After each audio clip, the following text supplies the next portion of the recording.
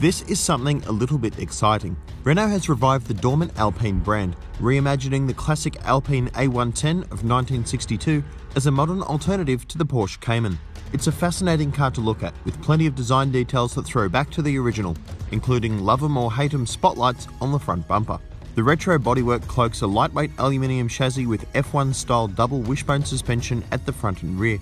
Power comes from a turbocharged 1.8-litre engine that sends 185 kilowatts and 320 newton-meters to the rear wheels through a 7-speed dual-clutch automatic transmission. That engine is mounted in the middle of the car, lending an outstanding balance on the road and track.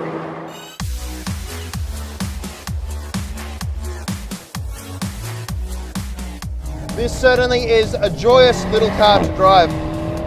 Here on the Grand Sambook circuit, it just feels so alive, it's nimble. You can really feel the effort that Renault has gone to minimise the weight in this car. Yeah, you've got this soft suspension that really allows you to work with the weight transfer. You can feel the car pitch and roll, and then you can work with that, really feel what the car is doing and bend it to your will. It's a really neutral, agile, playful little car, this.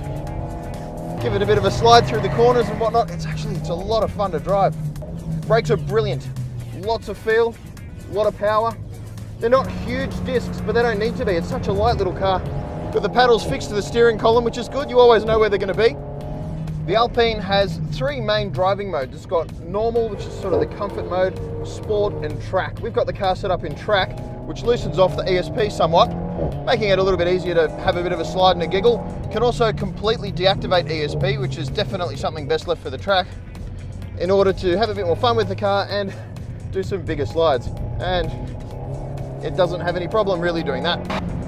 Alpine says this is not a dedicated track car, and yeah, it doesn't have the super stiff suspension and the sticky tyres and all that sort of stuff that you might find in something that is intended to be a real weekend warrior, but it does perform really well on track. It's all about that lightweight, that real balance that you get in the car, and just the connection it offers to you as the driver. Come in on the brakes and there we go, get a little bit loose and then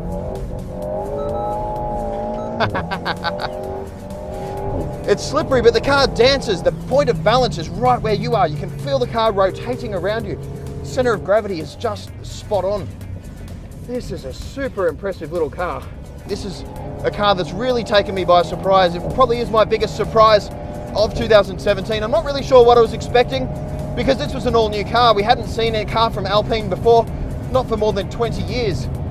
And as far as first cracks go, this is brilliant. There's been some criticism from enthusiasts for Alpine refusing to offer a manual transmission in this car, and I have to say, over the driving that we've done today, I've not once wished that it had a manual transmission.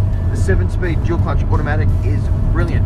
It's a real evolution on what we've seen from Renault in the past. It's definitely a step up from what you'd find in the Clio RS, and it points to a really good sign for the Megane RS that will offer a similar transmission, being quite good as well. Renault has not gone for a variable suspension system in the car. Instead, it has fixed rate shock absorbers mated to conventional steel springs, and the results are brilliant. They basically just found the perfect setting and then apply that to the car. It doesn't try and get too stiff or soft or floaty depending on different settings. It just works, and it works brilliantly.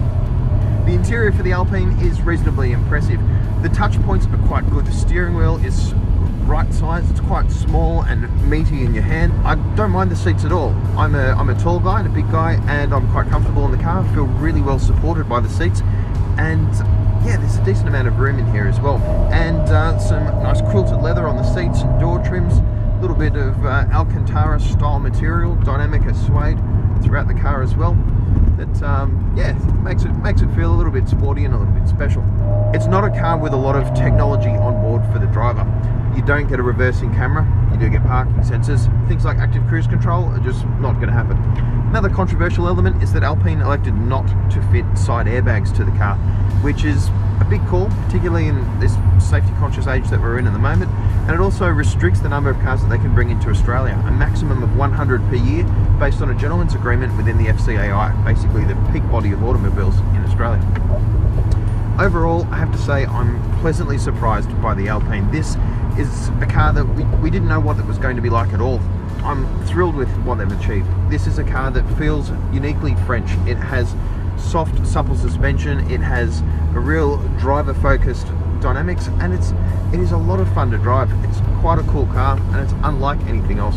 I mean, we've talked about it as being a potential rival to the Cayman, to the Audi TT, and things like that. It is in a way, but it's also its own car, and that's something that should be celebrated. This really is something quite different, and it is something quite special. Well done, Alpine. Welcome back, and we can't wait to see what you've got coming up next. It really is a special car to drive, feeling less like a rich man's Renault and more like a poor man's McLaren. Renault Australia has not locked in full pricing and specifications for local examples, which are expected to follow this European Premier Edition with lashings of carbon fibre, faux suede and race-style seats.